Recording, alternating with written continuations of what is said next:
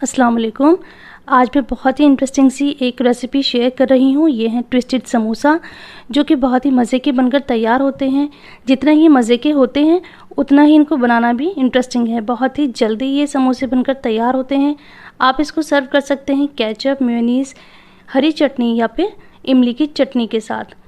तो इतनी मज़े की ये रेसिपी बनकर तैयार होती है। मैं इसको रिकमेंड करती हूँ कि आप इसको एक बार ज़रूर ट्राई करें और इसका फ़ीडबैक मुझे ज़रूर दें। और बहुत ही कम टाइम में ये ढेर सारे समोसे बनकर तैयार होते हैं। तो इनको हम बनाना शुरू करते हैं। इसके लिए मैंने 2 कप मैदा लिया है, जिसको हमने छान लिया है। अब इसमें हम नमक डालेंगे। मैंने यहाँ पर आधा चम्मच के करीब नमक लिया है। अब इसमें हम अजवाइन डालेंगे। तो यहाँ पे आधा चम्मच ही मैंने अजवाइन ली है। तो इसको मिक्स कर लेंगे। अब इसमें हम मोयन ऐड करते हैं। तो 4 चम्मच मैंने यहाँ पर घी लिया है। घी को हम मैदे के साथ अच्छी तरह से मिक्स करेंगे।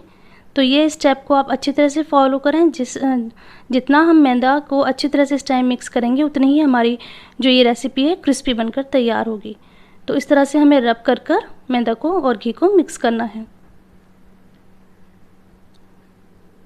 अब इसमें हम थोड़ा थोड़ा पानी डालकर इसका एक सख्त सा डो तैयार करेंगे। हमें इसका जो डो है वो बिल्कुल भी सॉफ्ट नहीं रखना है, हार्ड रखना है। जैसे कि हम पराठे का रखते हैं उससे हार्ड रखना है। तो थोड़ा थोड़ा पानी ऐड करके इसको हम तैयार कर लेते हैं।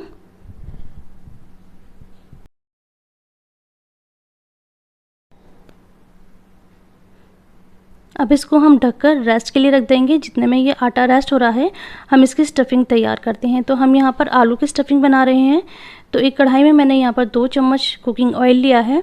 इसमें आधा चम्मच हम कलौंजी डालेंगे। अगर आप कलौंजी नहीं डालना चाहते तो आप ज़ीरा डाल दें, लेकिन कलौंजी से इसका टेस्ट बहुत ही अच्छा होता है। तो मैंने यहाँ पर कलौंजी ली है आधा चम्मच, और यहाँ पर मैंने क्रश लाल मिर्च ली हैं, कुटी हुई लाल मिर्च ली है, उसको डालकर ऐड कर लेंगे। और यहाँ पर 3 मैंने आलू लिए हैं जो कि मीडियम साइज़ के हैं। इनको बॉईल करके मैंने इसमें मिक्स कर लिया है। आलू को हल्का सा भूनेंगे और अब टेस्ट के हिसाब से नमक डालेंगे। आधा चम्मच मैंने यहाँ पर नमक डाला है और हल्का से इसको चला लेंगे। और 1/4 टीस्पून यहाँ पर हल्दी पाउडर डाला है। अपने टेस्ट के हिसाब से यहाँ पर चाट मसाला डाला है। मैंने 1 चम्मच भरकर चाट मसाला डाला है।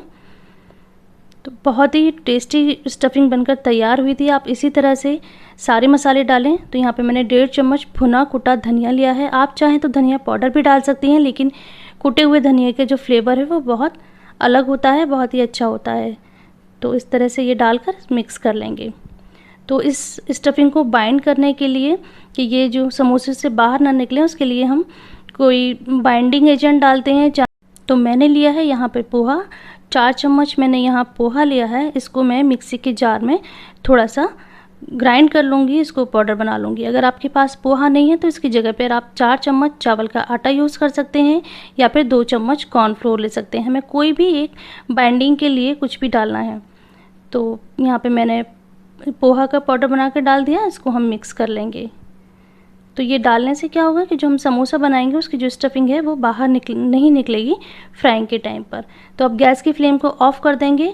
और यहाँ पे मैंने 2 चम्मच शिमला मिर्च बारीक काट कर ली हैं और 2 चम्मच ही बारीक कटी हुई प्याज ली है। इसको हम मिक्स कर लेंगे। बहुत ही खुशबूदार, बहुत ही मज़े की स्टफिंग बनकर तैयार हुई है। इस स्टफिंग से आप सैंडविच भी बना सकती हैं। अब इस स्टफिंग को हम ठंडा होने देते हैं, थोड़ा रूम टेम्परेचर पे आने देते हैं, जब तक हम इस आटे को दोबारा से सेट कर लेते हैं। ये आटा अच्छी तरह से सॉफ्ट हो गया है, बिल्कुल अच्छे से तैयार हुआ है। तो अभी हम इस आटे के 2 पोर्शन कर लेंगे। तो हम यहाँ पे 2 बड़ी बड़ी सी रोटियाँ बनाकर तैयार कर लेते हैं। तो हल्का सा हमने सूखा मैदा लिया है और उसके साथ इसको हम इस तरह से रोटी बना लेंगे। तो ये जो रोटी है हमें बहुत पतली नहीं रखनी है, जितने हमारे पराठे होते हैं उससे मोटा रखना है इसको। और इसके ऊपर हम आलू की स्टफिंग को अच्छे से फैला लेंगे। जो स्टफिंग है वो हमारी एक सी फैलनी चाहिए, कहीं पे बहुत ज़्यादा, कहीं पे कम नहीं, यानी कहीं पे मोटी कहीं पे पतली नहीं, एकदम इवन लेयर होनी चाहिए। तो स्टफिंग को फैलाने के बाद जो हमने दूसरी रोटी बनाकर तैयार करी थी वो इसके ऊपर रख देंगे और सेट कर लेंगे हाथ से। अब इसके जो एजेस हैं, किनारे हैं, उनको हम कट कर लेंगे और इनकी पतली पतली हम पट्टियाँ कट कर लेते हैं। तो पत्तियाँ हमें बहुत पतली नहीं रखनी है, 1-1 इंच के करीब रखनी है।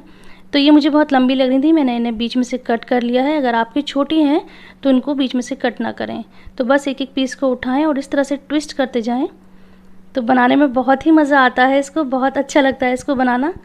तो आप लोग इस रेसिपी को ज़रूर ट्राई करिएगा, बनाना भी आपको अच्छा लगेगा और टेस्ट तो इसका है ही बहुत अच्छा। तो इस तरह से सारे हमारे समोसे बनकर तैयार हैं। अब चाहें तो आप इसको फ्रीज़र में स्टोर कर सकती हैं, फ्रीज़ कर सकती हैं, जब ज़रूरत हो इसको फ्राई करें। तो इस तरह से ये बनकर तैयार होती हैं। अब मैं इनको यहाँ फ्राई करके दिखा रही हूँ। तो एक पैन में हमने कुकिंग ऑयल लिया है, इसको हम गरम कर लेंगे। तो ऑयल का जो टेम्परेचर है वो बहुत कम भी नहीं होना चाहिए और ना ही बहुत ज़्यादा हाई होना चाहिए। मीडियम फ्लेम पे हम इसको फ्राई करेंगे और अच्छा गोल्डन कलर आने तक हमें इन्हें फ्राई करना है। गोल्डन कलर आने के बाद हम इसको टिश्यू पेपर पे निकाल लेंगे। ऑयल में डालने के बाद इसको हमें फ़ौरन चलाना नहीं है, थोड़ा देर सेट होने देना है। कुछ 30 सेकंड के बाद हम इसमें चमचा चलाएंगे और अच्छा सा गोल्डन कलर आने तक इसको फ्राई कर लेते हैं। तो इस तरह से ये जो समोसे हैं बनकर तैयार हो जाते हैं। तो इसको आप फिर निकाल लें टिश्यू पेपर पे। तो समोसे को आप सर्व कर सकते हैं केचप, मेयोनीज़, हरी वाली चटनी के साथ या इमली की चटनी के साथ। तो मैं उम्मीद करती हूँ कि ये ट्विस्ट समोसे की रेसिपी आप सभी को बहुत पसंद आएगी। एक बार ज़रूर ट्राई करिएगा। दुआ में मुझे याद रखिएगा। मिलते हैं नेक्स्ट रेसिपी में। अल्लाह हाफिज़।